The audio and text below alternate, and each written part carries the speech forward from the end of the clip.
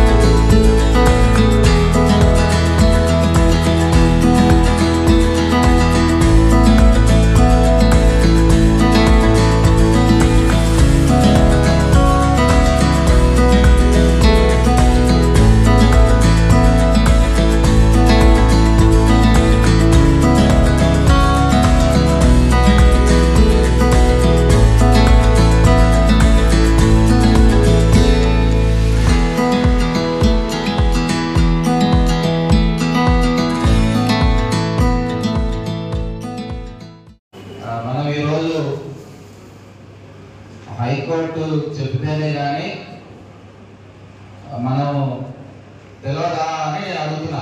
మనకందరికీ తెలియదా? మన రెస్పాన్సిబిలిటీ లేదా? ఏంటమ్మా మీరందరూ చెప్పండి. మనకంతా తెలుదా? ఏం బాబు, ముఖ్యంగా యువత మీరేంటంటే ముఖ్యమైన పాత్ర మీదేనైనా. ఎందుకంటే క్రాప్ చెడిపోతుంది, బయటకి దూకొని వస్తే క్రాప్ చెడిపోతుంది. లేటెస్ట్ క్రాప్ ఈ మధ్యకాలంలో ఆ క్రాపింగ్ సిస్టమ్ కూడా డిఫరెంట్ గా ఉంది. ఇది చెడిపోతుంది అన్నటువంటి ఫీలింగ్ పిల్లలకి. ఫస్ట్ ఆఫ్ ఆల్ క్రాప్ కాదా అసలు మనం ఉంటే కదా,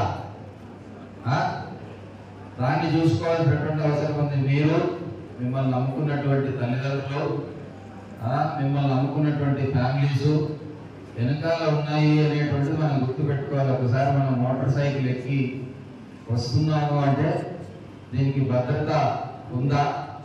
అసలు ఆ సైకిల్ మీటర్కు అన్నీ ఉండాల్సినటువంటి సిస్టమ్స్ అన్ని సరిగా ఉన్నాయా లేదా? అది మెకానికల్ గా ఫిట్టా కాదా? దానికి నెంబర్ ఉందా లేదా? ఇన్సూరెన్స్ ఉందా లేదా? ఆర్సీ ఉందా లేదా? వాటికి సంబంధించినటువంటి మనం ఒకసారి చూసుకొని బండి ఎక్కాల్సినటువంటి అవసరం ఉంది. సో నిజంగా ఇది చాలా ఇంపార్టెంట్ ప్రోగ్రామ్.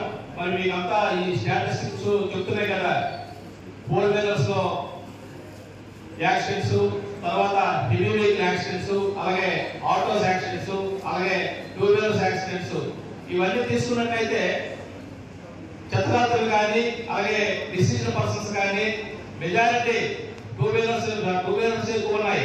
ఎందుకంటే మనం ఈ ఏదైతే traffic rules and regulations proper గా పాటించకపోవడము, అలాగే తర్వాత మెయిన్ హెల్మెట్ ధరించకపోవడం.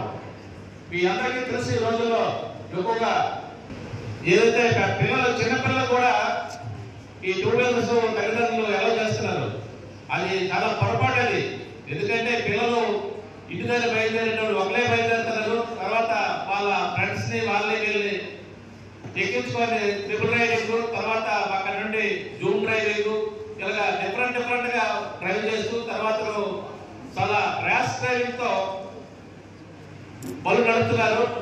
అలాగే తర్వాత మనకి తిరిగి వచ్చేవాడికి ఏదైతే ఈ బైలెన్స్ కానీ, తర్వాత ఎక్కడైతే అడ్వాయిజింగ్ రోడ్స్ ఉన్నాయో, ఎక్కడైతే మీడియం గ్యాప్స్ ఉన్నాయో అక్కడ వెనక ముందు చూడకుండా కూడా డ్రైవ్ చేసే పరిస్థితి ఉంది. సో ఎటువంటి వెహికల్ వస్తుందో కనీసం ప్రాపర్ గా అర్థం చేయకుండా దాని మీద వెళ్ళిపోయి ఒకవేళ ఏదైనా హెవీ వెహికల్ వచ్చేటోడికి 2 వీలర్లే ఆ హెవీ వెహికల్ కి గుర్తించే పరిస్థితి.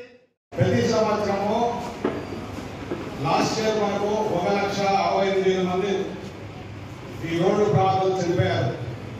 దాదాపుగా 4,20,000 మంది శతకాంతులు అంటే కాళ్ళు తిరగడం, చేతులు తిరగడం.